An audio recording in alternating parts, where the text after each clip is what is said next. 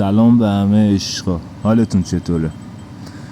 رضایکس هستم و با یه گردونه متیک تازگی به بازی اضافه شده خواستیم بریم گردونه رو بزنیم و یه تست بررسی هم بکنیم برای دوستان. گردونه بگم خدایی گردونه خوبیه، اصلا گردونه گام متیکی نداریم که اصلا خوب نباشه. دنس داره، اسکین خوشگلی داره، بعد چجوری میگم کارینکاتر خوبی داره، نایف خوشگلی داره، اسکینش هم واقعا خوشگله. حتی به اسکینش 10 از 10 میدم یا به گان خودش 10 از 10 میدم. اما سفیدی نداشت، درست رو یعنی گردونه اصلا برای من سفیدی نداشت، یعنی تو تهش باید میرفتم. جا زدیم و بعد کلن از سمت چپ اول داد، بعدش یه رفت سمت راست. اینم برای مولتیه. اون دوتا رو دقیقا نفهمیدم چیه، اون دوتا چاقوی بالا سمت راست. تا حالا تو گردونه همچین چیزی ندیده بودم.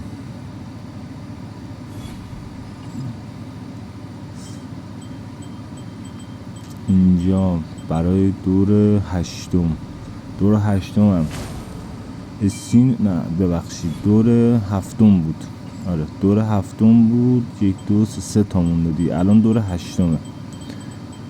دور هشتم هم اسکینو میده فکر کنم، اشتباه نکنم. دور هشتم اسکینو داد، نهم نایفو داد، دهم هم که آخریشه خود گام متیک بود.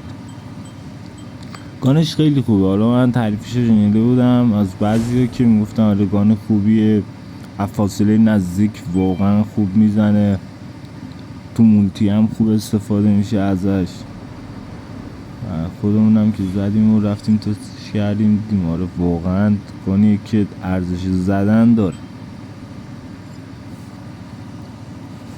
هم تریلرشه که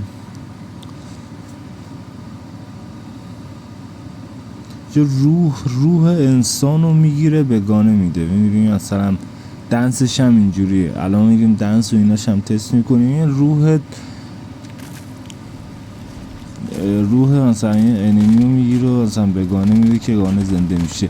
ولی یه مشکل کوچیکی داره این گانه، اینه اونم اینه که یک کم کند، نه حالا زیاد کند خشا عوض میکنه. نسبت من گام متیکی ندیدم که اینقدر مثلا یکم کند خشا عوض کنه.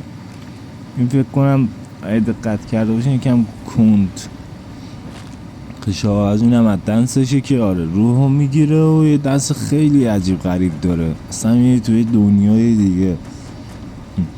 این داره مهندسی شده، نه یه اصلا آره یه چیزی رو داره مهندسی شدنشو نشون میده در اصل، چجوری مهندسی شده و چجوری ساخته شده. ایمش هم خوبه، در کل گان خوبیه، ارزش زدن رو داره. ولی میام یکم کند، یه کوچولو کند خشا عوض میکنه.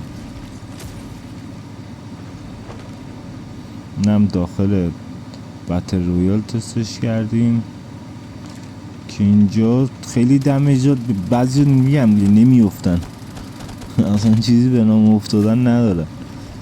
که البته اینجا یه اسکواد بودم بعد جوری چسبیده بودم به هم دیگه که یکی رو دمیج کردم یکی هم زدم. اینجا دیگه باید فرار میکردیم، یه آرمور هم نداشتیم و گان خوبیه. کیل افکت خوشگلی هم داره، اینم یادم رفت کیل افکت خوشگلی هم داره.